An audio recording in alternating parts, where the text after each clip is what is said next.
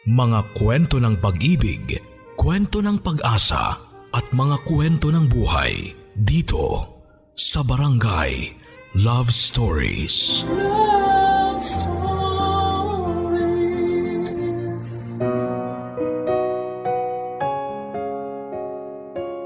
Ang tadhana ay sadya nga namang mapaglaro. Dahil kung kailan tila perpekto na ang isang bagay ay sa kanya muling paiikutin ang mundo mo. Yung tipong hindi lahat ng bagay na naisin natin ay ating makukuha. Kung minsan nga ay may mga bagay tayong nakakamit. Ngunit may napakalaking kapalit. May darating sa atin na napakagandang regalo ngunit tila may kabayaran. Katulad na lamang ng kwentong ibabahagi sa atin ngayong Sabado ni Rian, na hindi nawala ng pag-asa sa kabila ng napakaraming beses na pagkabigo. Gusto mo na bang makarelate sa kanya? Alamin natin yan sa kwento ng pag-ibig, buhay at pag-asa sa nangungunang Barangay Love Stories. Dear Papa Dudut, itago niyo na lamang po ako sa pangalang Rian. 37 years old at kasalukuyang nakatira sa Panganiban, Camarines Norte.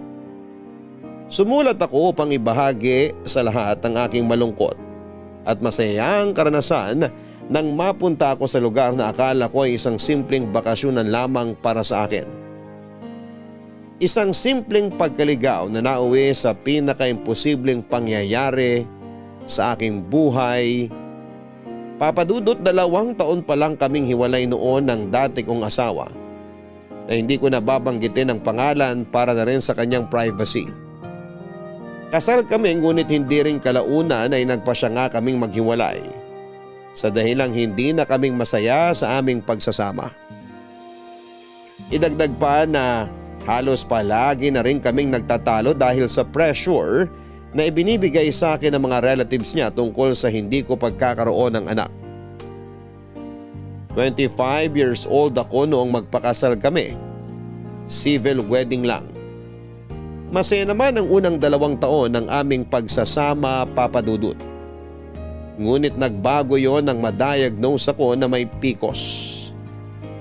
Hindi naman daw ako baog pero napakaliit lang daw ng chance na mabuntis ako. Kaya naman ang asawa ko noon ay kinukonsidera na rin yon na baog ako, lalo pa nang sa daming beses naming sumubok ay hindi talaga kami makabuo, Papa Dudut. Halos naging tampulan ako ng chismis ng mga relatives nila noon.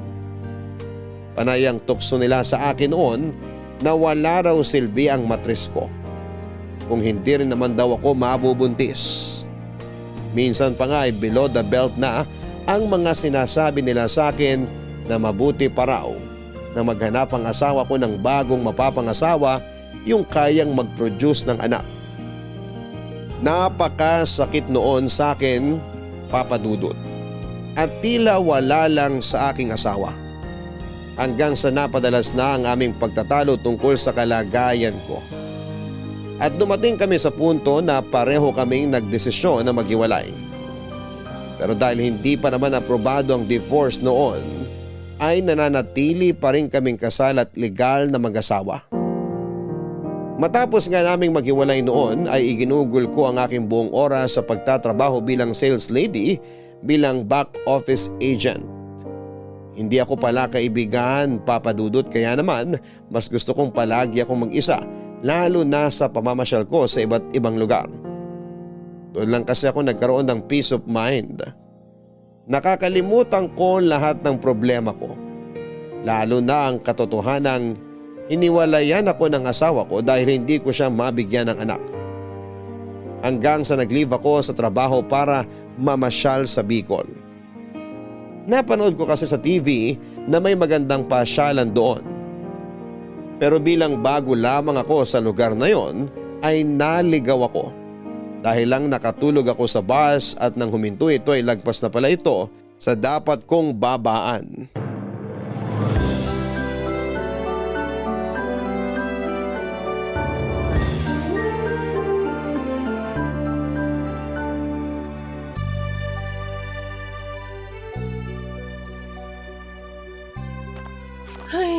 Nasaan na ba ako? Ano ba to?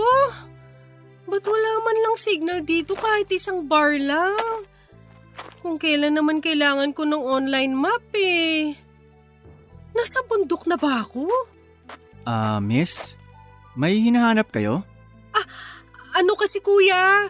Anong lugar ba to? Kasi parang lumagpas na ako sa dapat kong babaan. Barangay Matake to, miss. Saan ka ba dapat pupunta? Parakali sana. Ay, ang layo mo na dun. Ha? Paano ba ako makakapunta roon? Anong pwede kong sakyan? Nako, miss. Probinsya to kaya napakadalang ng mga sasakyan dito. Hindi uso rito ang jeep. Tricycle lang ang transpo namin dito pero hindi ka naman maihahatid sa Parakali. Hanggang sa may bayan lang sila. May pwede bang masakyan sa bayan papuntang Parakali? Baka pwede mag-tricycle na lang ako papunta ron. Meron naman pero anong oras pa lang, miss? Mag-aalas 3 ng madaling araw. Wala pang tricycle na bumabiyahe ngayon. Mamayang mga alas 6 meron na. Naku, may mga hotel ba dito na pwede ko matuluyan kahit ngayong gabi lang? Sorry, miss. Kasasabi ko lang probinsya to kaya walang hotel dito. Wala bang kahit anong pwedeng masakyan dito? Wala bang dadaan na bus dito pabalik? Hapon ang biyahe ng mga bus dito pabalik ng Maynila. Meron naman mamayang alas 5 ng madaling araw kaso mahal ang bayad kasi aircon ng bus. Sige kuya, salamat. Maghihintay na lang ako dito hanggang mamaya. Delikado dito sa labas, miss. Di ka kilala rito. Marami pang asong pag-alagala dito, baka makagat ka. Wala naman akong choice kuya. Sabi mo nga walang hotel na malapit dito. Ganito na lang, miss. Kung gusto mo, dun ka muna sa amin. Tapos mamaya kung magliwanag na, tsaka ka mag-abang na masasakyan. Salamat na lang kuya. Okay na ako dito. Nagmamagandang loob lang ako, miss. Babae ka pa naman tapos gantong oras narito ka sa kalsada ng walang kasama. Sasamahan na lang sana kita rito kung di lang ako aahon sa bundok. Aahon sa bundok? Oo, aahon. Aakit ako mamayang alas 5. Kaya nga maaga akong gising kasi mag-iigib ako ng tubig. Mamaya kasi mahina ng tubig sa gripo. Walang gagamiting tubig sa bahay sina mama pag alis ko. Ay sige na kuya, magigib ka na. Naabala na kita ng husto. Di nga kita maiwan dito. Doon ka muna sa amin. Andun sina mama tsaka yung kapatid kong babae. Malapit lang naman dito sa daan. Tsaka wala naman akong balak na masama. Konsensya ko pag may nangyari sa'yo dito. Kung pwede naman kitang patuloyin muna sa amin. Nakakahiya naman sa inyo kuya. Hindi yan, huwag kang mahiya. Mabait ang mama ko tsaka yung kapatid ko. Pwede kang tumabi muna dun sa kapatid ko para makaidlip ka kahit sandali. Mukha kasing ang layo pa ng pinanggalingan mo ay. Galing pa nga ako ng Quezon City eh. Di ba nga? Ano? Dun ka muna sa amin. Ipagpapaalam kita sa mama ko. Sige kuya, di bale maghihintay lang ako magliwanag tapos aalis na rin ako. Sige, tara. Sunod ka na lang sa akin at may mga aso sa katabing bahay namin. Tsaka madilim ang dadaanan mo. Baka mahulog ka sa putikan. Buksan mo na lang ang flashlight ng cellphone mo. Sige kuya, salamat ha. Pasensya na rin talaga sa abala. Ayos lang. Cargo de konsensya ko pa kapag may nangyari sa'yo dyan sa labasan. Shoo! Lintik na aso talaga to. Andito na tayo. Pasok ka muna. Di na kuya, dito na lang ako sa labas. Uubusin ka ng lamok dyan. Iba mga gat ng lamok dito sa amin kesa sa Maynila. Baka kasi magalit mama niyo eh. Okay na ako talaga dito kuya. Sige, ikaw bahala. Basta kung antukin ka, pasok ka na lang dito. Ay, teka. Ipagsisindi kita ng katol. Wag na kuya. Sinasabi ko sa'yo. Grabe mga gat ng mga lamok dito. Sige, salamat. Pasensya na talaga sa abala. Salamat ulit dito sa katol. Wala yon. Maiwan na muna kita. At mag-iigib pa ako ay. Mamaya bago ko umalis, ibibiling kita kina mama. Naku, salamat kuya. Buti na lang ikaw ang nakakita sa akin. Papadudot kahit nga hindi ko pa ganong kilala noon si Aris, ay tinanggap ko kagad ang alok niya na tumuloy muna ako sa kanila habang wala pang liwanag. Sa totoo lang ay nagdadalawang isip ako kung tatanggapin ko ba o hindi ang alok niya. Ay naisip ko naman na nakakatakot din naman kung mag-isa ako sa kalsada at madilim pa. May mga aso din sa kalsada na pag-alagala at baka bigla na lamang akong kagatin, lalo pat hindi ako taga roon. Naisip ko din na baka may masamang taong dumaan at baka kung ano ang gawin sa akin. Kahit naman hindi ko pa gaanong kilala noon si Aris, ay ramdam kong mabuti siyang tao. Hindi ko alam kung paano ipapaliwanag pero magaan ang loob ko sa kanya. Nararamdaman kong ligtas ako kung siya ang kasama ko. Bago nga umalis si Aris para umakyat sa bundok ay ipinakilala niya ako sa nanay at kapatid niya. Pinaliwanag din niya kung bakit ako nandoon at pansamantalang nakituloy sa kanila. Wala namang kahit na anong pagtutol ang nanay ni Aris at todo asikaso pa nga sila sa akin noon. Ipinagtimpla pa ako ng kape ng nanay ni Aris at ipinaghain ng almusal. Nahihiyaman ako ay natuwanan ako sa klase ng pag-aasikaso nila sa akin dahil hindi nila ako itinuring na ibang tao. Naitanong pa nga ng nanay ni Aris na si Tita Wilma kung bakit sa Bicol ko napiling mamasyal. At sinagot ko naman siya na nakita ko lamang sa commercial sa TV, kaya lang ay minalas naman ako na maligaw. Sinabi naman niya na may maganda rin namang pasyalan mismo sa kanilang lugar. At kung gusto ko raw ay magpasama ako kay Aris kinabukasan noon, total ay pahinga nito sa pangunguha ng niyog sa bundok. Dahil na nga rin sa pamimilit noon ni Tita Wilma, ay hindi ako nakaalis papunta sa destinasyon ko. Gusto kasi niya na makita ko muna ang lugar na sinasabi niya. Kaya nga nagpalipas ako ng ilang pang-araw sa kanila at hindi naman nila ako pinabayaan. Nagtiyaga na lamang ako sa signal ng piso wifi nila doon kesa naman sa wala. Pero masasabi ko ngang hindi naman boring ang pamamalagi ko doon. Dahil naroon si Aris para i-entertain ako, lalo na kapag hindi ako makatulog sa gabi dahil sa dami ng iniisip ko. At kapag hindi nga ako makatulog ay tumatambay ako sa terrace nila habang nag-i-scroll sa social media at siya naman ay magtitimpla ng kape namin habang nagkwekwentuhan. Puyatan na naman tayo. Ba't di ka pa nagpapahinga? Aalis ka na maaga bukas, di ba? Di nga ako inaantok eh. Ewan ko ba? Baka naman ayaw mo nang umalis. Mamimiss mo ako, no? Ayan ka na naman sa mga biro mo. Mamimiss ka dyan. Di pa pwedeng di lang makatulog. Biro nga lang. Ba't ba di ka makatulog? May problema ka ba? Share mo naman sa akin. Wala naman. Naisip ko lang na mamimiss ko tong lugar na to. Sinasabi ko na nga ba eh. Kunwari ka pa. Tigilan mo nga ako. Seryoso ako rito eh. Oo, sige na. Tuloy mo na. Alam mo ba yung feeling na mapunta ka sa isang lugar na wala kang kakilala? Pero ilang araw ka palang nandun, parang ilang taon na, yung ganun. Di ko alam. Dito lang naman ako sa lugar namin, hindi ako maalis. Takot akong lumuwas ng Maynila. Bakit naman? Basta, di naman ako gaya mo na kahit saan yata mapadpad, di ka ma-homesick. Ibahin mo ako. Simula na magkaisip ako, andito na ako hanggang ngayon. Ni minsan di ako umalis sa lugar na to. Hindi mo ba gustong makarating man lang sa ibang lugar? Bakit pa? Dito pa lang sa lugar namin, kontento na ako. Ayaw mo bang magkaroon ng ibang trabaho bukod sa pagkokopra? Hindi mo ba naisipang subukan ng ibang trabaho? Sa totoo lang, hindi. Kontento na ako sa trabahong meron ako. Bakit kamo? Kasi simulat sa pool, ito na ang bumubuhay sa amin. Mahirap, oo. Pero kung tutuusin, sapat na para mabuhay kami. Siguro sa iba minamaliit ang trabaho namin. Pero hanggat kaya kaming buhayin ng trabahong to, wala kaming pakialam sa sasabihin ng ibang tao. Pare-parehas lang naman kaming kanin ang kinakain. Nakikita ko nga. Hindi nga naman kayo hirap sa pamumuhay. Hindi talaga. Ang mga tao rito basta masipag ka, di ka mahihirapan. Pero kung tatamad-tamad ka, talagang mahihirapan ka. Dito nga basta masipag ka magtanim ng mga gulay at prutas at mamingwit ng isda dyan sa ilog o mangisda sa dagat, may kakainin ka. Sa Maynila, lahat binibili. Bigas at kuryente lang ang kalimitang pinoproblema namin dito. Ang tubig hindi. Kita mo naman, libre ang tubig sa amin. Para sa lahat. Kaya mas gusto ko manatili dito kaysa lumuwas ng Maynila. Sa bagay, ang mahal pati ng mga bilihin sa Maynila. Ay siya nga.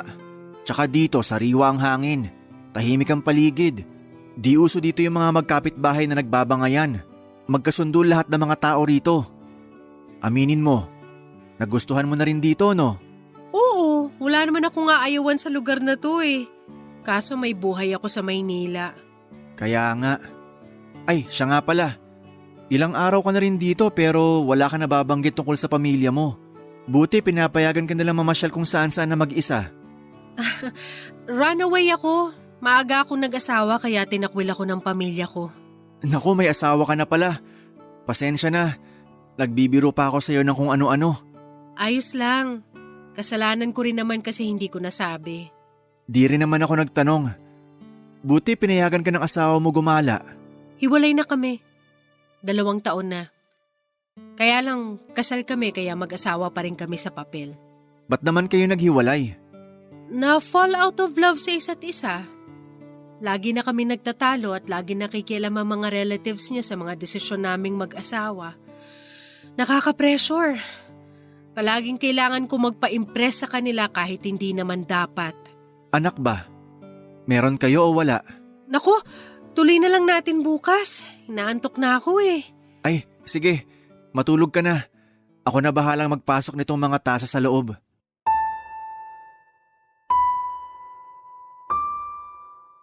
Papa Dudut, nagpanggap nga ako na inaantok na dahil napaka-sensitibong topic ang tungkol sa anak. Buti na lamang at hindi na siya nag-usisa pa noon at hinayaan na lamang ako na pumasok na sa loob para matulog. Mabait si Aris at hindi ko alam kung bakit napakagaan talaga ng loob ko sa kanya noon. Kaya lang ay natatakot ako mag-open sa kanya ng tungkol sa kalagayan ko. Papa Dudut, habang nakahiga nga ako noon ay hindi pa rin ako makatulog dahil sa maiksing panahon na inilagi ko kina Aris ay totoong napamahal na ako sa lugar. Tahimik at payapa ang buhay noon pero naisip ko na kailangan ko nang gumising at bumalik sa realidad ng buhay ko, na may buhay akong iniwan sa Maynila. Kinabukasan nga, Papa Dudut, ay maaga akong ginising ng mama ni Aris dahil baka maiwanan ako ng bus ng biyahe pabalik sa Maynila. Pero sa parakali pa rin ang tuloy ko noon dahil sayang naman kung hindi ko masisilayan kahit sandali ang ipinunta ko roon. Itinuro naman sa akin ni Aris ang babaan ko kung sakali. Pero bago pa nga ako makaalis noon, ay hiningi pa ni Aris ang number at social media account ko para kung sakaling maligaw daw ako ulit ay may mapagtatanungan ako o kaya naman ay may mahihinga ng tulong kapag nagkaroon ng problema. Papadudod sa tulong nga ni Aris ay maayos akong nakarating sa aking pupuntahan at hindi ako naligaw man lang. Malaking bagay talaga ang pagmamalasakit sa akin ni Aris. Ang akala ko nga noon ay doon na magtatapos ang ugnayan at komunikasyon naming dalawa. Ngunit mali pala ako ng akala. Umpisa pa lang pala yun ng pagiging mas malapit namin sa isa't isa. Lalo na nang halos maya't maya ay lagi kaming magka-chat o kaya naman ay minsan ay tumatawag siya. Hindi siya nauubusan ng mga kwento na talagang nakakaaliw. Lalo na kapag mga kwentong barbero ang kinukwento niya sa akin. O tapos, ano pa? Eto naman. May doktor. Nagpanggap na may sakit. Kasi may chismis siyang narinig na may albularyo daw na magaling manggamot. Mas magaling pa sa kanya. Tapos? Eh di sabi ng doktor, masubukan nga tong albularyo na to kung magaling talaga. Nagpanggap siya na walang pang-amoy. Nagpunta siya dun sa albularyo. Sabi nga niya wala siyang pang-amoy. Binigyan siya ng tubig ng albularyo. Pero alak pala yun. Ay sabi baga ng doktor, alak naman to ay. Sabi ng albularyo, ay magaling ka na niya. Tapos kinabukasan, nagbalik yung doktor. Nagpanggap naman siya na bulag. Binigyan siya ng 100 ng albularyo. Sabi, eto 500, magpa-check up ka sa doktor. Sabi baga ng doktor, 100 lang to ay. Sabi ng albularyo, ay magaling ka na niya. Yung doktor, di na nagbalik. Magaling daw yung albularyo. Ano pa? May joke ka pa dyan? Wala na. Pang 10 joke ko na yan. Mangangalap pa ako ng maraming joke. At saan ka naman mangangalap? Ay san pa baga? Eh di sa mga matatanda rito, madami silang joke. Mas nakakatawa. Dapat sa susunod na tawag mo sa akin mas marami ka ng baong jokes. Siyempre naman. Para lagi kang masaya. Bakit? Kailan ba ako nalungkot? Ay sus! Alam na alam ko yung tono ng boses mo pag may problema ka. Pati yung mga pabuntong hininga mo. Wow! Kilalang kilala? Lagi baga tayong magkausap. Siyempre kabisado na kita. Pero matanong kita, huwag ka magagalit ha. Ano yun? Wala na bang pag-asang magkabalikan kayo ng dati mong asawa? Ba't mo naman natanong? Ay siyempre, baka mamaya may gusto palang manligaw sa'yo. Sinagot mo. Tapos babalik ka lang din pala sa asawa mo. At sino namang manliligaw? Kahit sino. Sa totoo lang, malabo na magkabalikan kami. Kasi pareho na kami nagkasundo na maghiwalay eh. Alam din naman kasi niya na hindi na maaayos ang relasyon namin. Lalo na yung magulang niya at mga kamag-anakan niyang laging nakapalibot sa amin. Laging nakikialam. Wala akong peace of mind doon. Tapos siya tinotolerate lang niya yung gawain ng pamilya niya. Di nga niya ako may pagtanggol kahit hindi na maganda yung mga pinagsasasabi sa akin. Pangit naman yung ganon. Di niya ata alam pinasok niya. Hindi nga. Pareho pa naman kasi kaming bata nun. Bata pero nagpakasal agad? Wala eh. Akala namin true love na yung nararamdaman namin sa isa't isa. Panandalian lang pala yun. Kaya nga ang pag-aasawa, dapat pinag-iisipan yan at pinaghahandaan. Wala rin naman kaming magagawa. Kasal na kami. Kaso kahit gusto naming maghiwalay na talaga, hindi naman pwede. Wala namang divorce dito sa Pilipinas, tsaka kung meron man, ang mahal naman yata ng gagastusin. Paano naman yung anak nyo? Nasa kanya? Wala namang kaming anak. Bakit wala? Siguro kasi, ayun nga, maghihiwalay din kami kaya siguro hindi kami nagkaanak. Sa bagay, pwede nga naman yon. Kung di pa talaga panahon, hindi ibibigay sa'yo. Papadudot pangalawang beses na yon na naitanong ni Aris pero hindi ko pa rin alam kung paano sasagutin kaya nagdahilan na lamang ako. Sobrang nahihiya kasi ako na sabihin sa kanyang hindi ko kayang magkaanak. Humiling na lamang ako na sana ay hindi siya mainis sa tuwing inililihis ko ang usapan.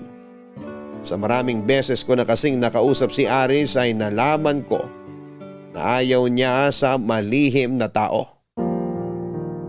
Dahil nga naman sobrang open niya at wala siyang inililihim sa kahit na sino. Pero sinabi naman niya na naiintindihan niya kung hindi ko masasagot yon. Sobrang curious lang daw talaga niya. Kahit naman may mga bagay pa rin na hindi alam ni Aris tungkol sa akin noon, ay nagpatuloy ang magandang pagkakaibigan namin. Pero habang tumatagal na nakikilala ko ang ugali ni Aris, ay unti-unting nahuhulog ang loob ko sa kanya. Siya kasi yung tipo ng tao na sobrang sipag at dedicated sa trabaho. Lahat ng hirap ay kinakaya niya. Sabi pa nga niya isang beses na walang mahirap sa taong masikap. Basta para sa pamilya niya ay gagawin niya ang lahat. Na hanggat kaya ng katawan niya ay magtatrabaho siya. Pero kahit na may nararamdaman ako sa kanya noon ay minabuti ko na lamang na itago yon. Dahil ayaw kong masira ang pagkakaibigan namin at isa pa ay kasal pa ako sa dati kong asawa. May prinsipyong tao si Aris kaya alam kong hindi siya magkakamaling magkagusto sa akin. At yon ay isa palang napakalaking maling akala. Dahil hindi ko alam na may lihim na rin pala siyang pagtingin sa akin. Nalaman ko na lamang kung kailan nakabalik na ako ng Maynila, Papa Dudut. Kumusta na? Magkausap lang tayo noong nakaraang araw, uy. Pasensya na. Di ko kasi alam ibubungad ko sa'yo ay. Tsaka 4 na araw din tayong di nagkausap. 4 na araw ka dyan, 3 lang yun. 4 yun. Huwag ka na makipagtalo. Alam ko kasi ako ang laging nakatingin sa araw. Tumitingin din naman ako sa araw at may trabaho din ako. Pero maiba ako. Kumusta ka naman ba? kumusta ang pamamasyal mo dyan? Di ka na nagma-my day ay. Ang totoo niyan, nakabalik na ako ng Manila. Kailan ka pa umuwi? Nung isang araw lang. Ang daya. Di ka man lang nagpasabi. Bakit naman? Tsaka biglaan lang yung uwi ko. Tumawag kasi yung boss ko na may kailangan akong ayusin na trabaho. Nainis nga ako at naka-leave ako eh. Tapos iistorbohin niya ako. Baka naman kasi panay ang leave mo. Sa'yo lang yata ako nakakita na empleyado na lagi nagpa-file ng leave. May 10 klase ako ng leave at 3 pa lang ang nagagamit ko kaya wag kang ano. Sorry naman. Huwag ka na magalit. Di ako galit, nagpapaliwanag lang. Pero sayang talaga. Di man lang tayo nagkita bago ka umuwi. Bakit naman? Padadalhan sana kita ng maraming hipon at alimango. Alam ko paborito mo yung mga yon. Ang lakas mong kumain pag yun ang ulam natin dito sa bahay. Napansin mo pala yun? Oo, nasa iyo lagi ang focus ko ay. Huy, ang creepy mo ha. Anong creepy sinasabi mo dyan? Ang ibig kong sabihin baga, laging nasa iyo ang atensyon ko. Kaya ultimo yung pinakamaliit na bagay na lagi mong ginagawa, napapansin ko. At yan nga, napansin ko na malakas kang kumain pag hipon at alimango ang ulam. In fairness, tama ka dyan. Favorite ko nga yun. Oh, di ba? Nanghuli sana ako sa fish pond ng mga hipon, tapos alimango dun sa bakawan namin para nadala mo dyan pabalik. Hindi rin, 10 oras mahigit ang biyahe, baka bumaho lang. May maliit naman akong cooler dito. Pupunuin lang lagi ng yelo. Hayaan mo na, next time na lang siguro. Makabalik ka pa kaya rito? Di ko alam eh. Malay natin. Bakit ba? May sasabihin sana ako sa'yo pagbalik mo rito. Tungkol naman saan? Pagbalik mo nga rito, doon ko sasabihin. Mas gusto kong personal na sabihin sa'yo. May pa-suspense ka pang nalalaman? Eh paano pala kung hindi na ako makabalik dyan, eh di hindi mo nasasabihin sa akin? Ba't naman di ka makakabalik? Ano? Pupunta pa ako dyan para lang malaman yung sasabihin mo? Wala naman kasing thrill pag sa call ko lang sinabi. Ano ba kasi yun? Matagal na akong may gusto sa'yo, Rian. Simula pa nung ilang araw kang nagstay dito sa amin. Ayan, sinabi ko na. Gusto ko sana romantic ang gagawin ko pag amin sa'yo ay. Teka, ipaprocess ko lang yung sinabi mo. Nag-loading yata utak ko.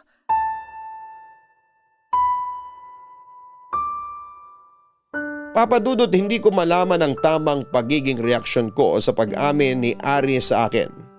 May parte sa puso ko na masaya dahil pareho pala kami ng nararamdaman. Pero may parte rin sa akin na nagsasabing mali dahil may asawa pa rin akong tao kahit nahiwalay na ako. At dahil nga hindi ko alam ang isasagot sa kanya noon, ay dinaan ko na lamang sa biro. Tila nakahalata naman si Aris at hindi na nagsalita pa ng kung ano. Hindi na rin niya inulit ang tungkol sa nararamdaman niya para sa akin. Marahil kung hindi nga ako kasal ay baka hindi ako nahirapang umamin sa kanya na may pagtingin din ako sa kanya. Dahil sa totoo lang ay gustong gusto ko talaga siya. Kaya lang ay naisip ko noon na may mga bagay na mas mabuti na lamang na itago. Papadudot, ilang araw na nga akong hindi makapag-focus sa trabaho ko noon dahil palaging sumasagi sa isipan ko mga sinabi sa akin ni Aris. Hating-hati ang nararamdaman ko noon dahil ang sigaw ng isip ko ay mali ang magmahal muli. Pero ang puso ko ay iba naman ang sinasabi. Sa pagdaan nga ng mga araw ay tila pabigat ng pabigat ang pakiramdam ko.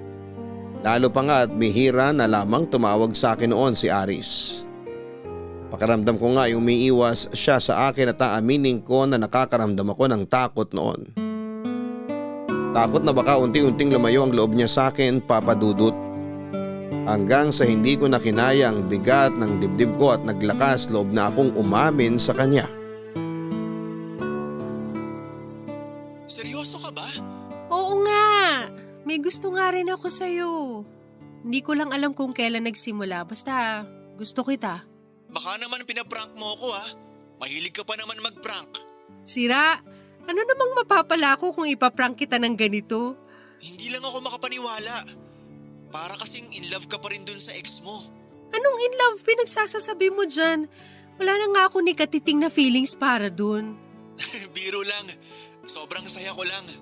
Kaya lang kasi, Kaya lang ano? kahit naman gusto natin yung isa't isa, hindi pa rin tayo pwede. Kasi nakatali pa rin ako sa dati kong relasyon. Ano naman? Oo, kasal pa kayo. Pero kayo na nga mismo nagdesisyon na maghiwalay. Nagkasundo na kayo pareho. Sinabi mo sa akin yan, di ba? Tsaka may sarili na ring pamilya yung ex mo. Aba, dapat piliin mo rin kung ano naman ang magpapasaya sa'yo. Di mo kasi ako naiintindihan eh. Anong di ko naiintindihan? Ipaintindi mo sa akin. Ano na lang ang sasabihin ng mama mo? Yung anak niya pumatol sa may asawa. Alam mo, di naman natin kailangan sabihin kay mama na kasal ka sa una. Wala rin naman nakakaalam dito sa amin, ako lang. Kahit na. Mas iintindihin mo pang sasabihin ng ibang tao kaysa sa akin? Rian, pareho tayo ng nararamdaman. Mahal natin ang isa't isa. Nagkakaunawaan tayo. Yun lang naman ang importante. Yung mga tao na yan, sina mama o kung sino pa, nakapaligid lang yan sa atin para sirain tayo. Sila ang magsisilbing pagsubok sa relasyon natin. Pero kung iintindihin mo sila, masisira talaga tayo. Di pa man tayo nagsisimula. Mama mo yun, Aris. Hindi basta ibang tao lang. Oo nga, pero malaki na ako. Matanda na ako. Hindi ako palpal na hindi alam kung ano bang papasukin ko. Ito na yun. Ikaw ang pinili ko. Kaya handa akong yakapin ka ng buo. Walang labis, walang kulang. Kahit pa nga yata may 10 ka pang anak, tatanggapin pa rin kita eh. Anong magagawa ko? Ikaw ang mahal ko eh. Eh paano kung itakwil ka ng mama mo? Alam ko ang pakiramdam ng walang pamilyang maaasahan, Aris. Itinakwil ako ng magulang ko dahil hindi ako nakinig sa kanila. Itakwil nila ako. Wala akong pakialam. Pero hanggat maaari, mag-ingat na lang muna tayo na wag nilang malaman. Lalo ni mama. Pero kahit malaman man nila, hindi kita iiwan. Ikaw ang pipiliin ko kahit na anong mangyari. Minsan ang nakialam sa akin si mama. Di na ako papayag na gawin niya ulit yun. Aris, Hindi lang ako basta salita. Kayang-kaya ko yung gawin. Basta para sa'yo. Kung dumating man yung araw na magkabukingan na, ipaglalaban kita kahit na anong mangyari. Hinding-hindi kita bibitawan dahil lang sinabi ni mama. May sarili na akong pag-iisip at alam ko kung anong buhay ang papasukin ko. sigurado ka ba? Paano kung nabibigla ka lang pala? Tapos ma-realize mo na mali pala na ako ang pinili mo. Hindi ako kailanman nagkamali sa desisyon na ginawa ko. Kasi bago ko gawin ang isang bagay, 1,000 beses ko munang pinag-isipan yan. Nang piliin kita, naisip ko na mga posibleng mangyari. Pero wala akong pakialam. Kasi mahal kita. Ako ba? Mahal mo ba ako? Oo, Kung ganun magtiwala ka lang sa akin, magkasama nating lalampasan lahat ng pagsubok na darating sa atin. sige. Magtitiwala ako sa'yo.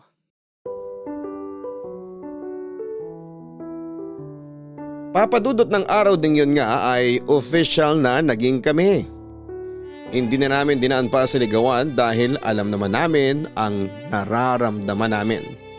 Tila tumaba nga ang puso ko sa mga sinabi niya sa akin. Ganun pala ang pakiramdam ng masabihan ka na ipaglalaban ka kahit na ano ang mangyari. Hindi ko kasi yun naramdaman sa dati kong asawa noon. Mas iniintindi kasi niya kung ano ang sasabihin ng magulang at kamag-anak niya. Hindi ko nga alam noon kung may natutunan ba siya sa wedding seminar namin noon. Kasi hindi niya man lang naisabuhay ang utos doon na mahalin ang asawa sunod sa Diyos. Ang pakiramdam ko noon ay least priority ako. Dahil mas importante pa rin sa kanya ang sasabihin ng mga magulang at kamag-anak niya kesa sa akin na asawa niya. Tuloy ay nagsisisi ako dahil nagpadalos-dalos ako sa naging desisyon ko at hindi ako mawala sa taling patuloy na nagbibigay sa aming dalawa bilang mag-asawa. Kung sana'y nakinig na lamang ako sa mga magulang ko noon na tapusin ko muna ang pag-aaral ko bago ako mag-asawa ay wala sanang problema sa relasyon namin ni Aris. Napag-alaman ko nga rin na dapat pala ay may asawa na rin si Aris. Ngunit marin lang itong tinutulan ng kanyang ina dahil ayaw nito sa babaeng gusto niyang mapangasawa. Nang tanungin ko siya kung bakit ay sinabi niyang nahuli ito ng kanyang ina na nagpapaligo pa rin kahit pa may relasyon na sila ng babae. Kaya naman mas lalo akong natakot noon, Papa Dudut. Manliligaw lamang yon pero agad na humadlang ang nanay niya sa gusto niyang mapangasawa. Paano pa kaya ako nakasal pa? Dahil nga sa frustration at anxiety ko noon ay ilang araw din akong hindi nakapasok.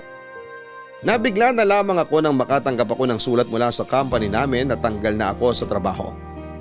Pero imbis na malungkot ako noon ay natuwa pa ako dahil sa 5 taong kong pagtatrabaho doon ay hindi man lang ako nakaranas ng salary increase at hindi consistent ang 13th month pay. Ayos lang din naman na natanggal ako doon. Total ay matagal ko na rin namang balak na mag-resign dahil hindi naman nababayaran ng tama ang serbisyo ko. Isang araw nga, Papa Dudut, ay naikwento ko kay Aris ang nangyari kaya naman nagpresentas siya na total ay wala pa akong trabaho. Bakit hindi na lang muna raw ako magbakasyon sa kanila? Dahil nga medyo matagal na rin noong huli kaming nagkita, ako man ay sabik na ulit siyang makita dahil simula nang maging official na magkarelasyon kami ay hindi pa kami nagkikita ulit. Nakontento lamang kami sa chat at call. Natuwa rin sina Tita Wilma nung ibalita ni Aris sa kanila na magkasintahan na kami at naging maayos nga ang unang linggo ko sa bahay nila. Pero wala talagang lihim na hindi nabubunyag.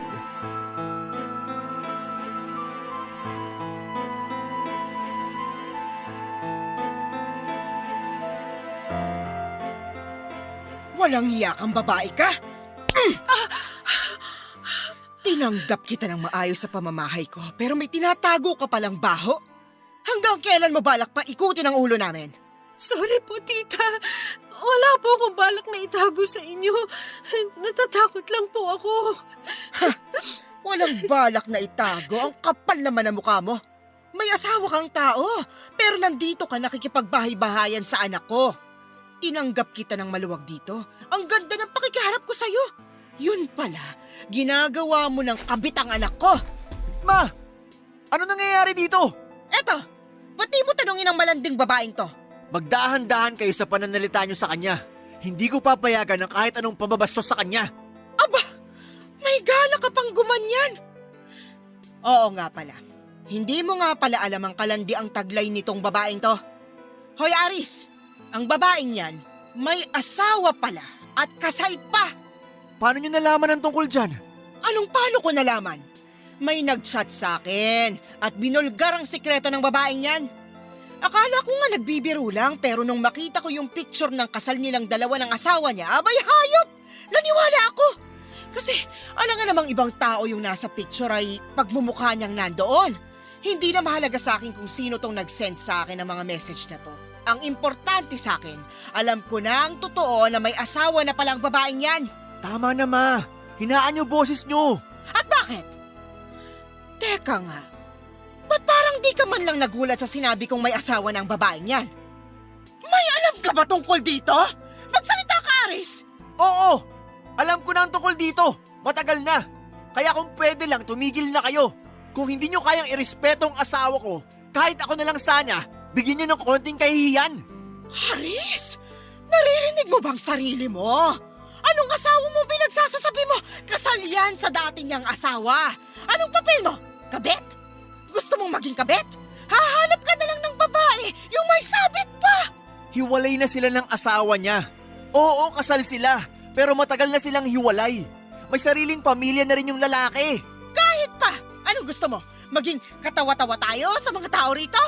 Ano na lang sasabihin nila? Si Aris pala, kabet. Gumising ka sa kahibangan mo. Hiwalayan mo na yung babaeng yan. Hindi, Ma. Hindi kami maghihiwalay. Ano? Kinakalaban mo na ako ngayon? Hihiwalayan mo yan o itatakwil talaga kita? Hindi pa ako nagtatakwil ng anak pero baka magawa ko na kapag hindi ka tumigil dyan sa kalokohan mo. Mahal ko si Rian. Kaya kahit ano pang sabihin nyo, hindi ko siya hihiwalayan. Itakwil nyo na ako. Pero hindi na magbabago ang desisyon ko. Ah, ganon? Natuto ka ng lumaban sa akin? At ikaw babae ka! Kasalanan mo to! Nilasan mo Ma, ano ba? ang anak ko! Nasasaktan po ako! Pupunitin ko talaga yung anit mo dahil malandi ka! Bitawan niyo si Rian! Yung babaeng yan talagang pipiliin mo kaysa sarili mong ina! Ma, wala kayong ginawa kundi didiktahan ako sa kung sino dapat ang mapangasawa ko. Pero dahil mahal ko kayo at may respeto ako sa inyo, nakinig ako. Ayaw niyo dati kay Jeline. Hiniwalayan ko. Ngayon pati si Rian, gusto niyong hiwalayan ko rin? Aba Aris, kung sana matinong babae ang aasawahin mo, edi wala sana tayong problema. Mag-asawa ka kahit kailan mo gusto. Pero hindi ako papayag na makikisama ka sa isang babaeng may asawa na. Naman, hindi na ako bata. May sarili na akong isip. Kung may isip ka, hindi ka papatol sa may asawa na. Tanga! Matagal na nga silang hiwalay. May iba ng pamilya yung lalaki. Alam nga namang manatiling nakatali si Rian sa dati niyang asawa, naghanap na nga ng iba yung asawa niya. Kung pwede sa dati niyang asawa, dapat pwede rin kay Rian. Ano? Magiging miserable si Rian habang buhay dahil lang kasal siya sa lalaking matagal naman nang hiwalay sa kanya? Kahit ano pang dahilan, hindi mo na mababago ang isip ko. Hiwalayan mo yung babaeng yan o itatakwil kita. Di takwil niyo ako. Maigi pa nga na magkanya-kanya na tayo. Dahil pagod na rin akong intindihin kayo. Pero ni minsan ako, hindi nyo man lang inintindi kung ano yung mga gusto ko. Aba Aris, wag mo akong pagsasalitaan ng ganyan. Anak lang kita. Wala kang karapatang bastusin ako. Hindi ko kayo binabastos, ma. Pero sana intindihin nyo rin ako. Kung gusto nyo akong itakwil, sige. Wala akong pakialam. Tingnan mo nang naging impluensya ng babaeng yan sa'yo. Kung pagsalitaan mo ko, wala ka ng galang sa akin. Wala kang utang na loob. Utang na loob? Ako? Walang utang na loob? Wala na pala akong utang na loob kasi pinili ko kung ano yung magpapasaya sa akin. Pero di nyo ba inisip na bayad na ako sa lahat ng utang na loob na sinasabi nyo sa akin? Simulat sa pool nang mamatay si tatay, ako nang sumalo sa lahat ng responsibilidad niya sa pamilyang to. Ako nagtatrabaho para may makain tayo sa araw-araw. Sa kuryente ako rin. Sabi nyo, gusto nyo magpatayo ng tindahan. Ginawa ko ng paraan para kahit paano may pera kayo. Pero ano? Ang benta sa tindahan na pumunta lang sa pagsusugal nyo. May narinig ba kayo sa akin? Wala! Pati pagpapaaral sa mga kapatid ko, ako na rin ang sumagot. Tapos sasabihin nyo sa akin, wala akong utang na loob? Natural na buhayin mo kami dahil ikaw ang lalaki sa pamilya natin. Sa'yo kami hinabili ng tatay mo. Pero kung ganyan pala na isinusumbat mo sa akin lahat ng naitulong mo sa pamilya na to, lumayas ka rito. Isama mo yung babaeng yan. Pag iniwang ka niyan, sinasabi ko sa'yo, tatawanan lang kita. Sige, lumayas kayong dalawa rito, magsama kayo. At simula sa araw na to, wala na akong anak na Aris ang pangalan. Papa Dudut, dumating na nga ang araw na kinakatakutan ko. Hiyang-hiya ako at hindi ko alam kung ano pa ang mukhang mayaharap ko sa pamilya ni Aris. Pero laking pasalamat ko nga na totoo ang sinabi ni Aris ay hindi niya ako pinabayaan. Ipinaglaban niya ako at doon ko napatunayan kung gaano talaga niya ako kamahal. At dahil nga pinalayas na kami doon ni Tita Wilma ay nakiusap si Aris sa kanyang lola na kung maaari ay sa kanila muna kami makituloy. Aakuin na lang ni Aris ang gasto sa pagkain at kuryente basta pumayag lamang ito. Pumayag naman ang lolo niya at sinabing hindi naman kailangang solohin ni Aris ang mga gastusin dahil wala naman daw problema kung doon muna kami tutuloy. Maiging araw at may kasama siya sa bahay. Hindi rin naman daw niya pahihindian ang request ng paborito niyang apo. Sa isang linggo ko pa nga lang doon ay ramdam kong apo na rin ang turing sa akin ni Lola. Hindi niya ako pinakitaan ng pagkadisgusto kahit pa alam niya na kasal ako sa dati kong asawa. Saad pa niya ay wala naman daw karapatan ng kahit na sino na tumutol kung sino man ang gustong makasama ni Aris. Tiyak naman daw niya na alam nito ang ginagawa dahil hindi na ito bata. Sa pagtatagal ko pa doon ay hindi nagbago ang pakikitungo sa akin ni Lola. Todo asikaso siya sa akin at laging sinisigurado na kumakain ako ng tama at nasa oras. Pero syempre hindi ko naman inaabuso ang kabaitan niya kaya naman ako na ang nagpipresentang gumawa ng lahat ng mga gawaing bahay. May katanda na rin kasi siya pero madalas ay nag-iigib pa ng tubig. Hanggang sa isang araw ay nagpaalam si Lola sa amin ni Aris na kailangan itong umuwi ng Paracale dahil kailangan itong alagaan ng asawang may sakit. Kaya naman ipinagkatiwala niya sa amin ang bahay niya. Paminsan-minsan ay napapasyal siya at kalaunan ay ibinigay na lamang ni Lola ang kanyang bahay sa apo niyang si Aris. Hindi na rin daw siya makakauwi dahil babantayan na lamang niya ang asawang sobrang tanda na rin. Maging ang malaking niyuga na pagmamay-ari ng kanyang lola sa bundok ay inihabilin na rin niya sa kanya. Dahilan ni Lola ay hindi naman daw niya madadala sa hukay ang lahat ng ari-arian niya. Wala rin naman daw siyang aasahan sa mga anak niya dahil wala naman sa mga ito ang may tiyaga na umakyat ng bundok at mamahala sa niyuga nila. Tanging si Aris lamang daw ang napakalaki ng tiyaga sa pagkokopra kaya alam niya na hindi yon mapapabayaan kung sa apo niya mapupunta. Papadudot sa kabila ng pagtutol ng nanay ni Aris sa relasyon namin ay nanatili kaming matatag. Palaging sinasabi sa akin noon ni Aris na wala akong dapat intindihin kung hindi siya lamang. Dahil hindi naman daw ibang tao ang pakikisamahan ko kundi siya. Halos magdadalawang taon na kaming nagsasama noon at kahit kailan ay wala kaming naging problema sa pagsasama namin. Ni minsan ay hindi kami nagkaroon ng pagtatalo na kalamitang nangyayari sa lahat ng magkarelasyon. Ganon siguro talaga kapag alam ng lalaki kung ano ang priority niya sa buhay. Minsan ang nabanggit noon ni Aris na hindi pa man daw siya ikinakasal. Ay alam niyang kapag pinasok na ng isang tao ang pag-aasawa ay dapat asawa na ang priority at hindi na ang ibang tao. Masasabi ko nga na maswerte ako na nakilala ko si Aris dahil kahit tagal kong gustong maranasan ang ganon na lagi kang inuuna sa lahat ng bagay. Naisip ko nga na sana ay nakilala ko siya ng mas maaga nang hindi ko na kinailangan na matali sa isang kasal na nagsilbing kulungan ko ng ilang taon. Sadyang napakabait ni Aris at mapagmahal.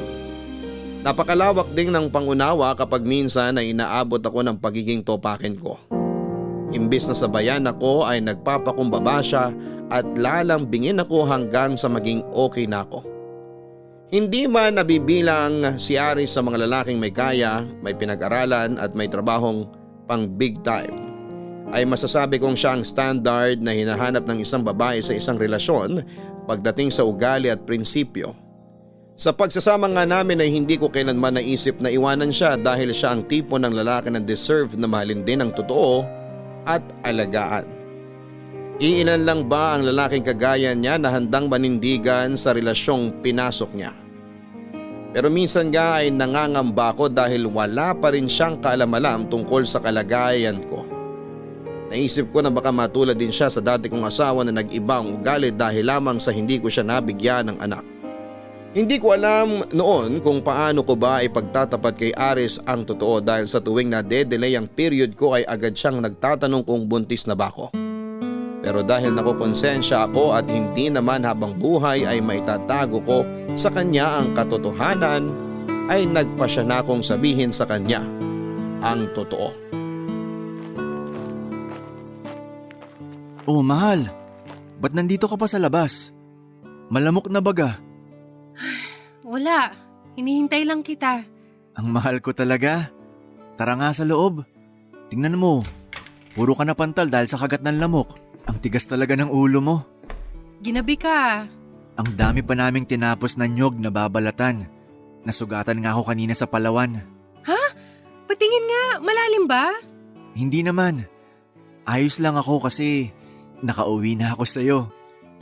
At ano namang connect nun? Aba syempre, ikaw kaya nagpapalakas sa akin. Pagkasama kita, alam kong kakayanin ko lahat. Nambola na naman siya. Ikaw talaga? Hindi naman kita binobola. Nagsasabi lang ako ng totoo. Ubari mo na yung damit mo at basang-basa ng pawis. Maghahain lang ako ng pagkain natin.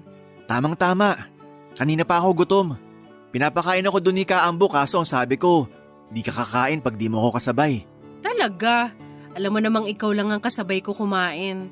Alam ko. Hahayaan ko ba namang kumain mag-isa ang pinakamamahal kong asawa? Sus! Ano bang ulam natin dyan? Adobong atay, paborito mo. Wow! Talagang mapapalaban ako lagi ng kain sa'yo, mahal. Puro paborito ko niluluto mo ay.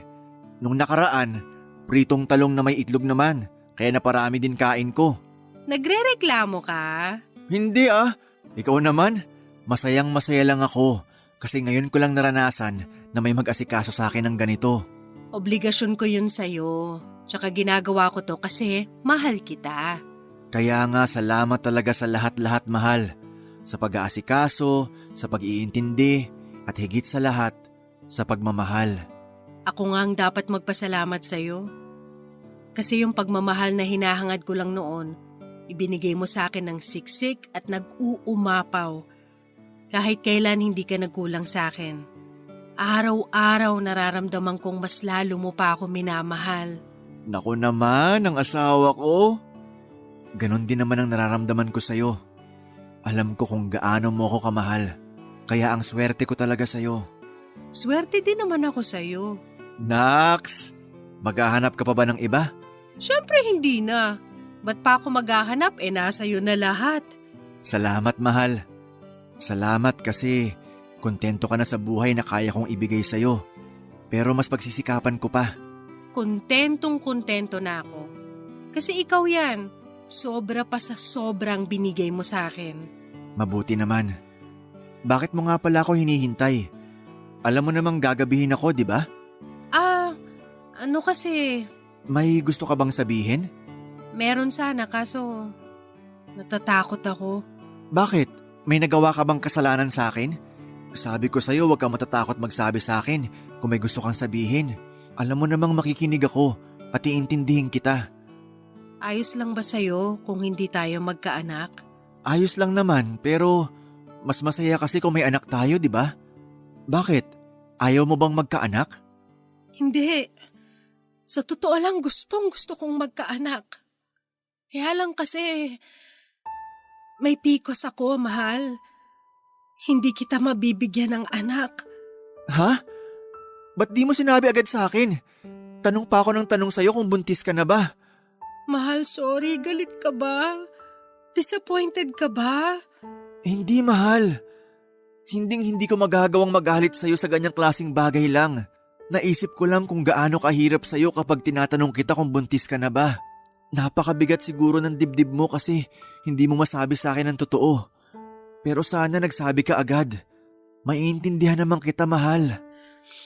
Natatakot kasi ako. Paano kung mag-iba rin ang pakikitungo mo sa akin kapag nalaman mo ang totoo? Paano kung kantsawan mo rin ako dahil lang sa hindi ako magkaroon ng anak? Tumingin ka sa akin, mahal. Sa tingin mo ba, ganong klase ako ng tao? Alam mo kung gaano kita kamahal, kaya imposible ang sinasabi mo. Yung asawa ko, pati buong pamilya niya katawa-tawa ang tingin sa akin. Naturingan daw akong babae, wala naman daw silbi ang matris ko. Shhh! Makinig ka sa akin. Mabigyan mo ko ng anak o hindi. Hindi mababawasan ang pagmamahal ko sa'yo. Tsaka hindi naman porke may pikos ka, hindi ka na pwedeng mabuntis. Mahal, ang dami kong napapanood sa TV na mga babaeng may pikos pero nagkaanak. Pwede pa rin tayo magkaanak. Wala namang masama kung susubukan natin ang susubukan. Hindi naman sa wala kang kakayahang magbuntis, mahal, kundi maliit ang tsansa. Pero lagi mong iisipin na hanggat may 1% na chance, kailangan nating panghawakan yon. Huwag tayong mawalan ng pag-asa. Kami nga hindi nakabuo eh. Tayo pa kaya? Mahal, naniniwala ako sa kasabihang may plano ang Diyos para sa atin. Siguro hindi niya kayo pinagkalooban ng anak kasi hindi talaga kayo para sa isa't isa. O kaya naman alam ng Diyos na hindi ka mapapabuti sa kanila. Habang may buhay, may pag-asa. Huwag tayong mawalan ng pag-asa. Magtiwala tayo sa Kanya na ipagkakaloob niya sa atin yon sa tamang panahon at pagkakataon. Salamat, mahal. Salamat kasi lagi mong pinapalakas ang loob ko. Sinabi ko naman sa'yo na ang isa't isang magiging sandigan natin sa lahat ng oras. Kaya huwag ka na mag-alala. O kaya naman kung gusto mo, Mag-alaga tayo ng biik para may baby tayo. Ang dami-daming hayop na pwedeng alagaan, biik talaga na pili mo. Aba, may alaga na tayo, may pera pa tayo. Pag lumaki yung mga yun, pwede na nating ibenta. Para lang tayo mag-iipon ng pera sa pag-aalaga sa kanila. Sige, mag-aalaga tayo ng biik.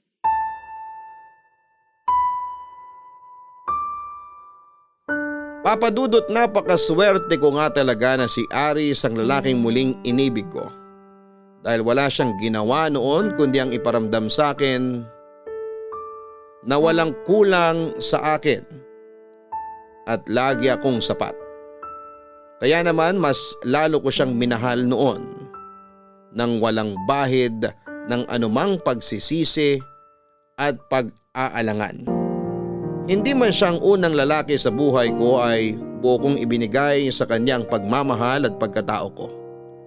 Kaya naman nagsama pa kami noon ng ilang taon. Nakahanap din ako ng trabaho noon bilang online tutor dahil ayaw ko na iasa lahat noon kay Aris ang mga personal kong pangangailangan gaya na lamang ng mga gusto kong bilhin para sa sarili ko. Lalo at alam ko kung gaano kahirap ang trabaho niya para lamang magkapera kami. Alam ko dahil minsan na rin niya akong naisama noon sa bundok kung saan siya nangangawit ng niyog at nasabi kong maswerte ako dahil hindi ko kailangan magtrabaho ng ganong kahirap. Sa pag-akyat panahog pa lamang ng bundok ay sobrang nakakapagod na. Sobrang init pa ang kalaban nila sa pagkakawit ng niyog at pagkatapos ay mano-manong pagbabalat ng niyog. Tsaka bibiyakin isa-isa ang mga niyog at pagkatapos ay iluluto. Ramdam na ramdam ko noon ang init mula sa nagbabagang apoy at napakasakit sa mata ng usok ng nasusunog na balat ng niyog na ginagamit nila bilang panggatong. At dahil nga sa nasaksihan ko kung gaano kahirap ang trabaho niya ay mas lalo kong pinahalagahan ang bawat sentimo na ibinibigay niya sa akin noon. Ginagawa pa nga niyang uling ang mga baon ng niyog noon at pagkatapos ay ibebenta ng 500 kada sako, pandagdag kita din. Papa Dudut, wala akong masabi sa sobrang sipag ni Aris. Grabe na siyang kumayod kahit pa nga wala kaming anak. Alam ko na magiging napaka-responsableng ama niya kung sakaling magkakaanak kami pero tinanggap ko na rin na hindi talaga kami magkakaanak. Nag-focus na lamang kami noon sa pag-aalaga ng mga biik namin na binibili namin mula sa pinagsamang ipon namin. Sabi ni Aris na kapag lumaki na ang mga biik ay pwede na naming maibenta para sa mas malaking halaga. Nakakatuwa lang noon, Papa Dudut, dahil hindi waldas si Aris sa pera. Hanggang sa naisipan ko nga noon na mag-invest para sa isang maliit na negosyo. Paggawa ng mga mini donuts ang napili kong negosyo na hindi rin nagtagal ay naging mabenta hanggang sa maramihang order ng ginagawa ko. Minsan ay tinutulungan ako ni Aris sa pagbibake at kung minsan naman ay siya ang nagdi-deliver kapag wala siyang trabaho at kapag malapit lang naman. Sa kabila ng pagiging successful ang negosyo namin noon ay tuloy-tuloy na pasok ng pera sa amin ay hindi siya tumigil sa pagkokopra. Sa kagustuhan niyang makapag-ipon at may paayos ang bahay na ibinigay sa amin ng kanyang lola. Kinakain na kasi ng anay ang mga kahoy na haligi at butas-butas na ang yero sa sobrang tagal at kalumaan na. Nagtulong kami sa pag-iipon hanggang sa unti-unti na ipaayos nga namin ang maliit na bahay. Wala na akong mahihiling pa noon dahil matiwasay at sagana ang naging pagsasama namin. Pero hindi naasahang pangyayari ang siyang bumawi ng kanyang buhay, Papa Dudut. Malamig na bangkay na siya nang abutan ko siya sa morgue. Ang kwento sa akin ng mga kasama niya ay nabagsakan siya ng niyog sa ulo habang nagkakawit. Hindi naman nila kaagad na isugod sa ospital si Aris dahil nasa mataas na bundok pa sila. Pahirapan pa na ibaba siya dahil matarik ang daanan at alam ko yon. Pakiramdam ko noon ay gumuho ang mundo ko. Sobrang sakit, Papa Dudut, na kung kailan unti-unti na naming natutupad ang mga gusto naming mangyari ay saka pa yon nangyari sa kanya. Sobrang paghihinagpis ang naramdaman ko ng panahon na yon dahil siyang bumuo ng pagkatao ko. Pero nawala din siya sa akin. Ang dapat buo na ay muling nahati sa pagkawala niya. Ang masakit pa noon ay ako ang sinisisi ni Tita Wilma sa pagkamatay niya.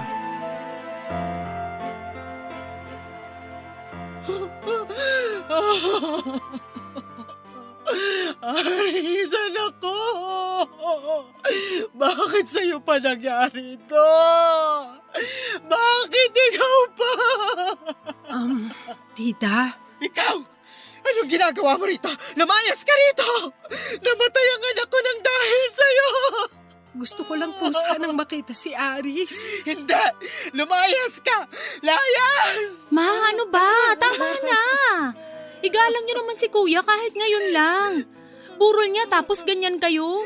Bigyan niyo naman ng katahimikan si kuya. Tsaka wag niyo nang isisi kay Rian yung pagkamatay ni kuya. Si Rian ba ang pumatay? Hindi naman, di ba? Aksidente ang kinamatay ni kuya. Pero kung hindi siya sumama sa babaeng yan, hindi sana siya mamalasin. Hindi niya sana sasabitin ito. Tama na po. Respeto niyo naman sana si kuya kahit ngayon lang. Hindi siya matutuwa na ganyan ang pakikitungo niyo sa asawa niya. Anong asawa pinagsasasabi mo? Hindi yan asawa ng kuya mo. Ma, ano ba? Patay na nga si kuya, ganyan pa rin kayo? Wala tayong magagawa kung siya ang mahal ni kuya. Nagmamahalan silang dalawa kaya sino ba tayo para tumutol sa kanila? Tigilan mo ako, Jocelyn. Huwag mo akong sabihan kung anong dapat kong gawin. Anak lang kita. Manahimik ka kung ayaw mo pati ikaw madamay sa galit ko. Di na ako magtataka kung bakit mas pinili ni kuya na umalis sa atin. Kasi feeling nyo kayo lang ang tama at dapat masunod. Para kaming mga robot na laging nakasunod sa mga sasabihin nyo kahit sobra na, kahit mali na. Hayop ka! Mga walang utang na loob! Mga pweset! Magsama-sama kayo! Pasensya ka na ha. Nadamay ka pa sa galit ni tita sa akin. Wala yun. Sumusobra naman kasi talaga siya. Kailangan niyang makarinig ng ganun paminsan-minsan para naman magpreno siya sa kakatalak niya. Maraming salamat sa pagtatanggol mo sa akin. Gustong-gusto ko lang talaga makita ang kuya mo. Ginawa ko lang ang dapat. Wala ka naman talagang kasalanan eh. Naghahanap lang talaga si mama ng masisisi kasi nga punong-puno ng galit ang puso niya. Pero baka nga tama si tita. Na ako ang dahilan kung bakit namatay ang kuya mo. Hindi, ano ka ba? Huwag mong pinag-iintindi yung mga sinasabi ni mama. Ganun yun minsan. Di niya alam yung mga lumalabas sa bunganga niya. Saka kahit naman siguro hindi kayo umalis sa amin, mangyayari pa rin to kay kuya. Kasi nga, kung nakatakda talaga ang isang bagay, mangyayari at mangyayari. Di ko alam kung anong dahilan ng Diyos kung bakit binawi niya agad si kuya. Pero isa lang ang alam ko. Lahat ng ginagawa niya, may dahilan.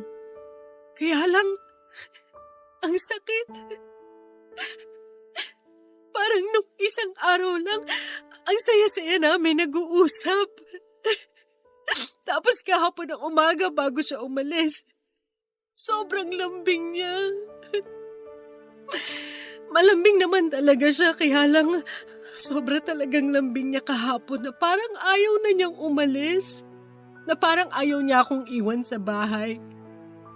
Yun na pala yung huling beses na malalambing niya ako. Huling beses na mayayakap ko siya. Hindi ko alam kung paano na ako ngayong wala na siya. Parang hindi ko kaya. Huwag mong sabihin yan. Hindi matutuwa si kuya kapag narinig niyang sinasabi mo yan. Andito ako. Alam kong huli na pero gusto kong bumawi kay kuya. Para sa lahat ng sakripisyo niya sa pamilya namin simula pa noon.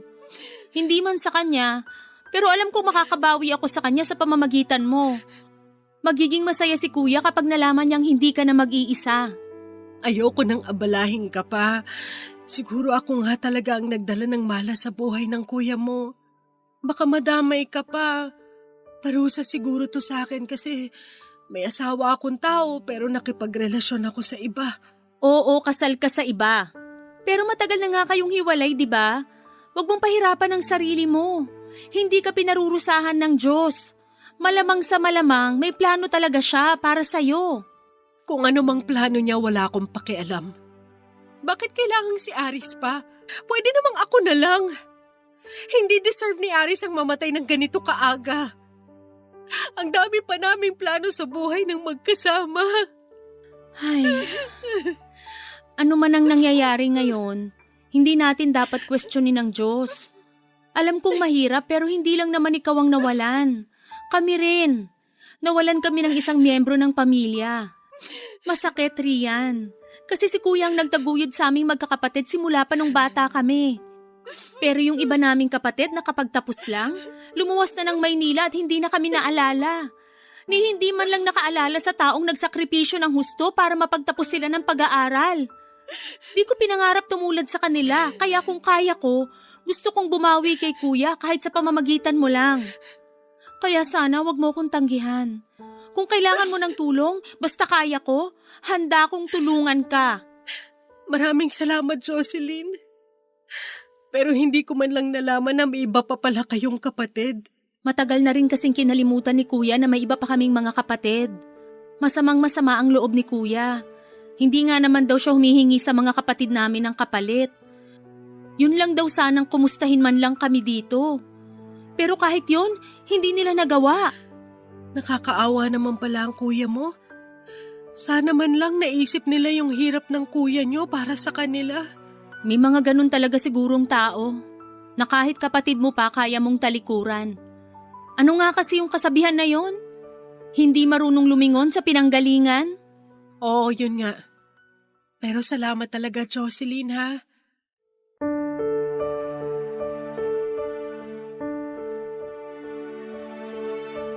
Papadudod sa kabila ng matinding galit noon ni Tita Wilma sa akin ay laking pasalamat ko na pinayagan niya akong makarating sa araw ng libing ni Aris. Naintindihan ko kung bakit ganong kalaki ang galit niya sa akin, isa lang naman siyang ina na nawalan ng anak.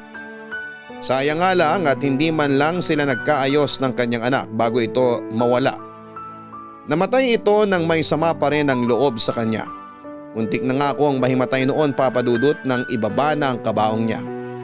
Pakiramdam ko ay hindi ko nakakayanin na mabuhay nang wala siya, pero tila may ibang plano para sa akin ang tadhana dahil makalipas lang ang isang buwan ay nagsimula akong makaramdam ng kakaiba sa aking katawan, Papadudot. Ang akala ko noon ay baka dahil lamang sa stress at depression sa pagkawala ni Aris. Madalas kasing mainit ang ulo ko at may mga amoy o lasa na ayaw ko. Kaya pansamantala rin akong nagsara noon. Ayaw ko kasing naaamoy ang amoy ng harina at chocolate ng mga panahong yon. At dahil nga nakakaapekto na yon sa negosyo ko at sa pang-araw-araw na gawain ko, dahil madalas din akong nahihilo ay minabuti ko magpa-check up na sa doktor. Papadudot, laking gulat ko nga nang sabihin sa akin ng doktor na 2 buwan na akong buntis. Hindi ako makapaniwala. Ilang ulit pa ako nagtanong noon sa doktor dahil baka nagkamali lamang siya. Sinabi ko pa sa kanyang diagnose ako na may PCOS kaya imposibleng buntis ako. Ang tagal na naming sinusubukang makabuo pero lagi kaming bigo. Ang sabi naman sa akin ng doktor ay hindi yun imposible pero napakaliit nga lang ng tsansa na magbuntis sa mga kagaya kong may PCOS. Magpasalamat na lang daw ako dahil isa ako sa mga daang may PCOS na nabigyan ng pagkakataon na magbuntis. Halo-halong emosyon ang naramdaman ko ng mga oras na yon, Papadudot. Napaiyak pa nga ako dahil sa magkahalong saya at lungkot. Masaya akong magkakanak na ako pero malungkot ako dahil hindi man lang siya nakita at nahagka ng ama bago ito nawala. Naiparamdam ko sana kay Aris ang saya ng pagiging isang ama. Dahil yun ang nararamdaman ko ng mga oras na yon. Sobrang saya ko na sa wakas ay magiging nanay na ako. Pero sa kabila ng biyayang dumating sa amin ni Aris ay hindi tinanggap ni Tita Wilma ang bata dahil iniisip niyang hindi kay Aris ang ipinagbubuntis ko. Mabuti na lamang at nasa panig ko si Jocelyn. Napakalaking challenge kasi para sa akin noon ang magbuntis nang wala akong kasama sa bahay, pero sa tulong ni Jocelyn at pag-alalay sa akin ay nakaya ko. Sa ngayon nga ay masaya na ako kasama ang munti naming anghel ni Aris. Kahit pa nga hindi pa rin siya tanggap ng kanyang Lola Wilma, nagpatuloy ako sa buhay bilang isang full-time mom at small business owner. Nag-resign na rin ako bilang online tutor dahil gusto kong mas matutukan ang pag-aalaga sa aking anak at sa pagmamanage ng negosyo. Ang mga biik namin noon ay malalaki na ngayon at kaunting panahon na lamang ay pwede nang ibenta. Kahit wala na nga si Aris ay pinagpatuloy ko lahat ng mga nasimula namin. Maging ang bahay na ibinigay ng kanyang lola sa kanya ay hindi na niya binawi mula sa akin. Sinabi pa sa akin ng kanyang lola na nasa akin na rin daw kung ano ang bala kong niyugan na ibibigay niya kay Aris. Ang sabi ko ay hindi ko na yon pakikialamanan dahil wala naman akong karapatan sa lupang yon, kaya ang sabi niya ibebenta na lamang niya sa may gusto. Papadudot, dinadalaw-dalaw ko na lamang ang puntod ni Aris kasama ang aming anak kapag araw na wala akong masyadong order na gagawin at kapag special occasion namin kagaya ng birthday at anniversary namin. At sa darating nga na first birthday ng anak namin ay mas gusto kong i-celebrate na lamang yon sa puntod ni Aris. Para kahit na wala siya ay tila kasama na rin namin siya sa mga special events na nangyayari sa amin ng anak niya. Lagi na rin ako nagsisimba ngayon, Papa Dudut, dahil nagpapasalamat ako na sa kabila ng mga hindi magandang pangyayari ay binigyan niya kami ni Aris ng isang napakagandang regalo. Sigurado ako na kung nasaan man ang mahal kong si Aris ay napakasaya na niya. Totoo nga ang sinabi niya na habang may buhay ay may pag-asa. At dito ko na nga po tinatapos ang hopeful na kwento ng aking buhay. Maraming salamat po, Papa Dudut, sakali man na isa itong aking sulat sa mapalad na mapili ninyong basahin sa araw na ito. Dito sa Barangay Love Stories. More power po sa inyong programa. Ang inyong forever kapuso at kabarangay, Rian. Maraming salamat, Rian, sa pagbabahagi mo ng iyong inspiring na kwento. At congratulations sa inyo ng baby mo. Talaga nga namang hindi natin malalaman kung ano ang mangyayari sa kinabukasan, kaya habang nasa iyo pa at kasama mo pa ay pahalagahan mo. May mga bagay din na akala mo ay wala ng pag-asa pero may iba palang plano ang nasa itaas. Nasa sa atin lamang kung paano natin ito tatanggapin at pagyayamanin. At huwag kakalimutang magpasalamat sa kanya sa regalong kanyang ibinibigay. Hanggang sa muli, ako po ang inyong si Papa Dudut sa mga kwento ng pag-ibig, buhay at pag-asa sa Barangay Love Stories number 1. Sabay-sabay nating pakinggan ang iyong kwento ng pag-ibig, buhay at pag-asa. Ipadala lang sa barangaylovestories@yahoo.com. Nagustuhan ng iyong napakinggan? Ituloy yan via live stream sa www.gmanetwork.com/radio.